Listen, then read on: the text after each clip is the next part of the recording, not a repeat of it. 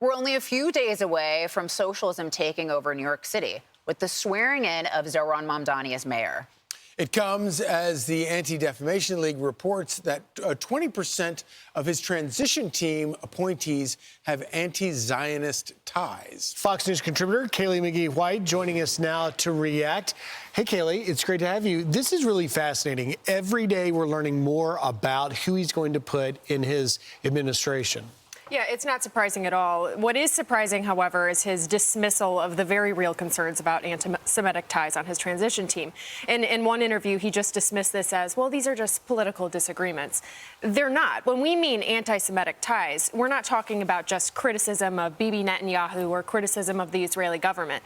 These are people who have, chanted from the river to the sea. These are people who have called to globalize the Intifada. These are not anti-Israel criticisms. These are very real anti-Semitic sentiments that are now public and very, very bold. So I think that Jewish New Yorkers are right to be concerned, but so is everyone else, because we know that anti-Semitism is really the canary in the coal mine for an anti-Western civilization worldview. So what does that mean for New York City? I think it means that New York City is going to experience a lot of hurt before it gets the help that it needs. And I think New Yorkers are going to have to learn some very difficult lessons the hard way. I sort of worry, though, that they're not going to learn those lessons, because one of the things that I worry about with the Democratic Party is that they're not really reflecting on any of the losses that they've experienced over the past year. They're just doubling down on radicalism. And oftentimes what we see, especially among the younger generation, we know that many young New Yorkers turned out for Zohran Mamdani, is that when socialism fails, or when these other radical ideologies fail, that doesn't always result in reflection. Sometimes it results in escalation. And their conclusion is, well, we just weren't radical enough, or we didn't do socialism the right way this time, so now we need to double down. We're seeing that among Democratic Party leaders right now. So here is Zohran responding to some of these accusations. We must distinguish between anti-Semitism and criticism of the Israeli government. The ADL's report oftentimes ignores this distinction, and in doing so, it draws attention away from the very real crisis of anti-Semitism we see not only just in our city, but in the country at large. There's a wide variety of political opinion, even within our own 400-plus transition committee, on the Israeli government and its conduct. There might be a wide array of beliefs, but it does range into some pretty scary stuff. Yeah, he's trying to play footsie with the radicals because he is himself one of the radicals. He doesn't want to disavow their comments because he shares them and he agrees with them.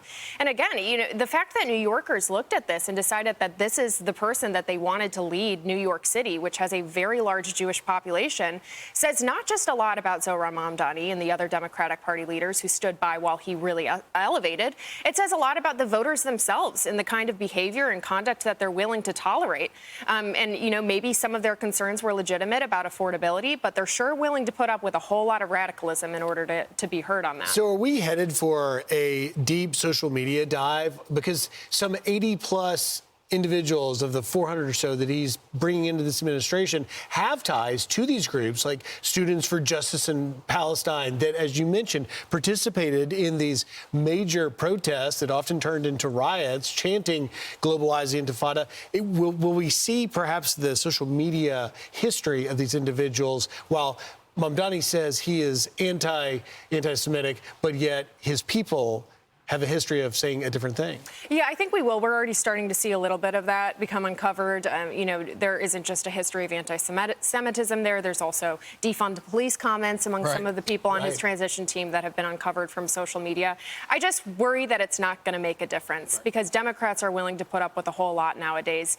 Even, text messages from the Virginia Attorney General saying that he wished his political opponent's children should be shot. That didn't get him disqualified from the race either. And your point on doubling down on failure, Democrats have been in charge of New York City for quite some time now, right? So we just saw that with Zohran Mamdani. That's exactly what his election was. Kaylee McGee White, always great to see you. Thanks, Thank Kaylee. you. Thank you. Yeah. I'm Steve Ducey. I'm Brian Kilmeade. And I'm Ainsley Earhart. And click here to subscribe to the Fox News YouTube page to catch our hottest interviews and most compelling analysis.